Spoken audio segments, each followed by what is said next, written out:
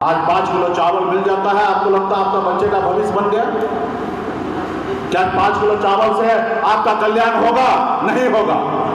आपके बच्चे के पढ़ने के लिए अच्छे स्कूल की व्यवस्था करना पड़ेगा, आपके बच्चे को इलाज कराने के लिए अच्छे हॉस्पिटल की व्यवस्था करना पड़ेगा। आज हमें आरक्षण मिल जाएगा तो आज हमारे 15% हमारे युवा जो पढ़ लिख कर रोड पे घूमता है, उनको रोजगार नहीं मिलता, आज उसको सरकारी नौकरी मिलेगा। मैं किसी का गुलाम नहीं बनना चाहता था, जो वर्षों से मेरा अधिकार है उसके लिए मैं काम कर रहा था, लेकिन उसको अच्छा नहीं लगा और उन्होंने हमारे विधायक को खरीद लिया, हमें वो सरकार से बाहर कर दिया जो सरकार हमने बनाया था। जब मैं जीरो था, मैं कुछ नहीं था, तब आप लोगों ने मजबूती से साथ दिया। यही खगड़िया जिला है, एक एक नेता मजबूती से खड़ा होते थे और वीआईपी हमें निषाद विकास संघ और वीआईपी को मजबूती से साथ दिए। और आज जब आप शिखर पे पहुंच रहे हैं तो आज आप सो गए हैं। पिछले 10 सालों से अपने घर परिवार और बच्चे को छोड़कर आज आपके हक अधिकार के लिए मैं लड़ाई लड़ रहा हूं। आप अपने दिल पे हाथ दे के सोचिए कि मैं कितना पैसा खर्च कर रहा हूं, कितना मेहनत कर रहा हूं, कितना घर परिवार को छोड़कर आपके पीछे घूम रहा हूं। क्या उसका 1% भी आप अपना समय दे रहे हैं? क्या उसका 1% भी काम कर रहे हैं? नहीं कर रहे हैं। हो सकता है मैं गलत रास्ता पे हूं, इसलिए आप हमें मदद नहीं करते हैं। आप बताइए, मैं अगर कल चाहूं तो भारत सरकार में मंत्री बन सकता हूं। आपने देखा जो आपके पार्टी में आपके पीछे पीछे घूमता था, आज वो भारत सरकार में मंत्री बना हुआ है। आज जिसको हमने 2020 में टिकट दिया, आज वो बिहार सरकार में मंत्री बना हुआ है। हम नहीं हैं। क्यों नहीं है? क्योंकि मैं विचार से चलता हूं साथियों। आपने जो हम पे सपना देखा है, हमने जो सपना देखा है, हम उस सपना को साकार करने के लिए आज हम संघर्ष कर रहे हैं साथियों, संघर्ष कर रहे हैं। आज आप सबको पता होगा 2 महीना पहले हमारे घर में घटना हुआ, हमारे पिताजी का हत्या हुआ।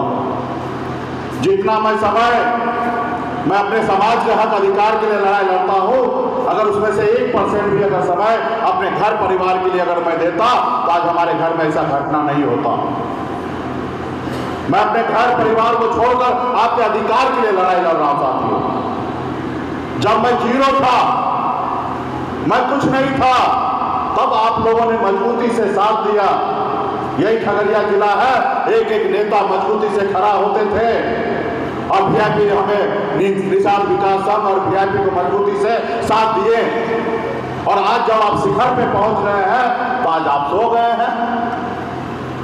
आज आपको पता है क्या जितना मेहनत कीजिएगा, जितना संघर्ष कीजिएगा, उतना आने वाला समय में फायदा होगा।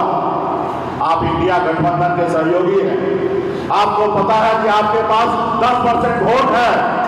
आप जिनके साथ रहिएगा निश्चित तौर पे सरकार बनेगा, और जब सरकार बनेगा तो आपका अधिकार प्राप्त होगा साथियों। अगर 10% वोट मजबूती से अपने गांव घर में जाकर समझाकर अपने पक्ष में कर लीजिएगा तो वो दुनिया का कोई ताकत नहीं है कि वीआईपी पार्टी को और इंडिया गठबंधन को कोई हरा सकता है साथियों। इसलिए साथियों, उसके बावजूद भी सोए हुए हैं साथियों। ये देश पहले गुलाम था। इस देश में पहले राजा महाराजा हुआ करता था, उसके बाद मुगल आया, मुगल इस देश पे राज करने लगा।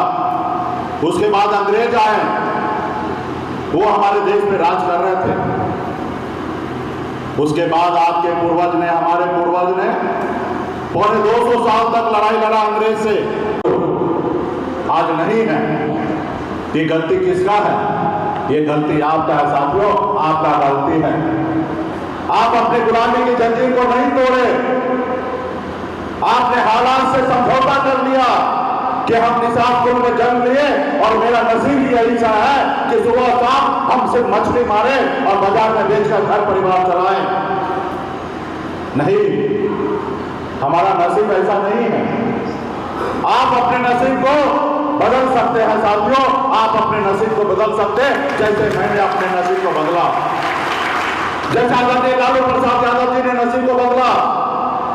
एक दलित का बेटा बाबा साहब भीमराव अम्बेडकर ने अपने नसीब को बदला, एक बहन मायावती जी ने अपने नसीब को बदला, स्वर्गीय रामविलास पासवान जी ने अपने नसीब को बदला। साथियों, उन्होंने संघर्ष किया, लड़ाई लड़ा, आज देश दुनिया उनको सलाम करते पूछते हैं। साथियों, वो भी गरीब घर में ही जन्म लिए थे। इसलिए साथियों, आप संघर्ष कीजिएगा तो आप बड़ा आदमी बनिएगा। आप सुबह में काम कीजिएगा, दोपहर में आराम कीजिएगा और रात को पी के सो जाइएगा तो आपकी तरक्की कैसे होगा? आपको अच्छा बुरा के साथ आपको जिंदगी को जीना है, कल के बारे में सोचना है, अपने आने वाला पीढ़ी के बारे में सोचना है, तब जाके समाज में बदलाव आएगा। साथियों, ऐसे नहीं होगा। हर एक आदमी को जवाबदेही लेना पड़ेगा। ये सिर्फ मुकेश सहनी का काम नहीं है, ये हर एक किसान का बेटा का कर्तव्य है कि अपने हक अधिकार के लिए लड़ाई लड़िए। ऐसा मैं पहला आदमी नहीं हूं कि मैं संघर्ष कर रहा हूं। हमसे पहले भी लोग बहुत सारे मेहनत किए हैं, लेकिन सही रास्ता पे नहीं चलने के कारण, उनके पास संसाधन नहीं रहने के कारण वो मंजिल तक नहीं पहुंचे हैं। आज आप हमें देखिए, हमारे पास संसाधन है, अच्छे रास्ते पे चलने का सोच समझ है और हमने करके दिखाया। आपने देखा 18 में हमने पार्टी बनाई, 2019 में हमने चुनाव लड़ा, सफलता हासिल नहीं हुआ। सिर्फ एक कारण कि हम जमीन पे मजबूत नहीं हैं, हम जमीन पर संगठन खड़ा नहीं कर पाए, इसलिए हम चुनाव खगड़िया में चुनाव हार गए। साथियों, 2020 में हम 4 विधायक बनाए थे आपके सहयोग से, हम बिहार में मंत्री बने, हमने बिहार में मुख्यमंत्री बनाया। साथियों, अगर हम समर्थन नहीं देते तो बिहार में मुख्यमंत्री नीतीश कुमार मुख्यमंत्री नहीं बनते। साथियों, ये मेरा ताकत था। हमने पूरे बिहार को बताया, मल्लाह का मतलब सिर्फ मछली मारना नहीं होता, विधायक बना के मुख्यमंत्री बनाने का भी होता है। साथियों, और हमने बनाया, और आपके हक अधिकार के लिए मैं काम कर रहा था। मैं किसी का गुलाम नहीं बनना चाहता था। जो वर्षों से मेरा अधिकार है उसके लिए मैं काम कर रहा था, लेकिन उसको अच्छा नहीं लगा। जो वर्षों से आपको गुलाम बना के रखा है, अपने पैरों तले दबा के रखा है, उसको अच्छा नहीं लगा और उन्होंने हमारे विधायक को खरीद लिया, हमें वो सरकार से बाहर कर दिया जो सरकार हमने बनाया था। इसलिए क्योंकि मैं आपके लिए काम कर रहा था, तो हमें तो उन्होंने रोड पे ला दिया। लेकिन आपने क्या सोचा, आपने क्या किया? आज 5 किलो चावल मिल जाता है, आपको लगता है आपका बच्चे का भविष्य बन गया? क्या 5 किलो चावल से आपका कल्याण होगा? नहीं होगा। आपके बच्चे के पढ़ने के लिए अच्छे स्कूल की व्यवस्था करना पड़ेगा, आपके बच्चे को इलाज कराने के लिए अच्छे स्कूल की हॉस्पिटल की व्यवस्था करना पड़ेगा। आज हमें आरक्षण मिल जाएगा तो आज हमारे 15% हमारे युवा जो पढ़ लिख कर रोड पे घूमता है, उनको रोजगार नहीं मिलता, आज उसको सरकारी नौकरी मिलेगा, चाहे वो सीओ बीडीओ कलेक्टर सब बनेगा। इसके लिए कौन सोचेगा? हर एक माँ बाप का कर्तव्य है साथियों कि अपने बच्चे का परिवार के लिए कुछ ना कुछ करे। हर माँ बाप अपने बच्चे के लिए घर बना के जाता है, जमीन खरीद के जाता है। कोई माँ बाप उस जमीन को बेचकर और घर को बेचकर ग्राम नहीं जाता है। तो उसी तरीके से आपको अपने बच्चे के लिए लड़ाई लड़ना पड़ेगा। आप जवाबदेही हमारे ऊपर छोड़ देते हैं कि मुकेश साहब नहीं करेंगे। अरे हम कैसे कर लेंगे अकेला? आज इस मुकाम पे आप पहुंचे, अकेले थोड़े पहुंचे हैं, आप लोगों का साथ मिला। आपने कहा संगम मल्ला आप आगे बढ़ो, हम आपके साथ हैं। तब लालू प्रसाद यादव जी हमें नेता माना, तब मोदी जी हमें नेता माने, तब हमसे गठबंधन करते हैं। और गठबंधन में अगर हम चुनाव हारते हैं तो उसका एक ही कारण है कि हम जमीन पर मजबूती नहीं कर पाते, बूथ हम मजबूत नहीं कर पाते, संगठन अच्छा से नहीं चलाते हैं।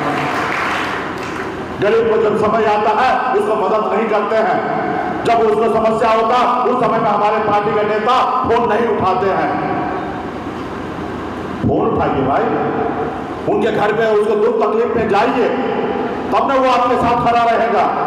बूथ पर अगर अपनी कमेटी खड़ा कर दीजिएगा तो निश्चित तौर पर वो वोट आपको मिलेगा और आप चुनाव जीतिएगा। इसलिए हम पार्टी के नेतागण से आग्रह करेंगे कि सब मिलकर पटना सभी पदाधिकारी आएंगे, हम लोग भी सहयोग करेंगे और खास करके हमारे बेलदौर में हम लोग चुनाव लड़ेंगे, वीआईपी पार्टी वहां पे चुनाव लड़ेंगे। उसको तैयारी रखिए, अगला साल में जब चुनाव होगा तो आपका अपना विधायक होगा और पार्टी का नेता भी, आप भी चुनाव लड़ सकते हैं, लेकिन तैयारी कीजिए। हमारे पास 2 टिकट है, अगर आप अच्छा तैयारी कीजिएगा, अच्छा पहचान होगा तो हम विधायक का टिकट देंगे। अगर आपका अच्छा तैयारी नहीं होगा, आप तो लोग जानेंगे पहचानेंगे नहीं, तो हम दूसरा टिकट कौन देंगे मालूम है? सिनेमा हॉल का, तो 3 घंटा जाके पिक्चर देखे घर पे जाके सो जाइएगा। अगर आप टिकट दूसरा हमारे पास है, आपको मालूम है बॉम्बे से आए हैं, फिर भी दुनिया से आए हैं, तो आपका अगर अच्छा तैयारी होगा तो विधायक का टिकट मिलेगा, अच्छा तैयारी नहीं होगा तो सिनेमा हॉल का टिकट मिलेगा, जाके टिकट पे पिक्चर देख के घर पे सोइएगा। लेकिन वीआईपी पार्टी चुनाव लड़ेंगे, ये कंफर्म है। समय आने पर कौन कैंडिडेट होगा, कैसा होगा, वो हम डिसीजन लेंगे।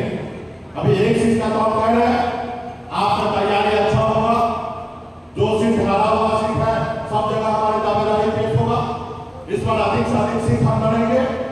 आपको भी पता है वीआईपी पार्टी मजबूती से इंडिया गठबंधन के साथ है और जो गलती पूर्व में हो गया थी इसमें, वो गलती अभी कोई दोहराने वाला नहीं है। ना तेजस्वी जी दोहराएंगे, ना मुकेश दोहराएंगे। हम दोहराएंगे तो हम भी जीरो और वो दोहराएंगे तो वो भी जीरो होंगे।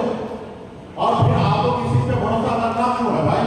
अपने पे भरोसा कीजिए, अपने पैरों में अपने जानों पे भरोसा कीजिए, अपने लोगों के साथ खड़ा रहिए, दुनिया आपके सामने में झुकेगा साथियों। अगर आपके पास वोट होगा तो दुनिया आपके सामने में झुकेगा, अगर आपके पास वोट नहीं होगा तो कोई नहीं पूछने वाला साथियों, कोई नहीं आपको पूछेगा।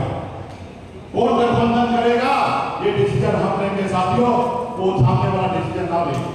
2019 में भी हमने डिसीजन लिया कि हमको किसके साथ गठबंधन करना है, 2020 में भी हमने डिसीजन लिया, हमने गठबंधन तोड़ा, हमने डिसीजन लिया कि किसके साथ गठबंधन करना है, और 2024 में भी हमने डिसीजन किया कि हमको किसके साथ गठबंधन करना है। हम बड़े बड़े ताकत वाले के साथ हमको नहीं करना है तो हमने नहीं किया साथियों, हम नहीं किए।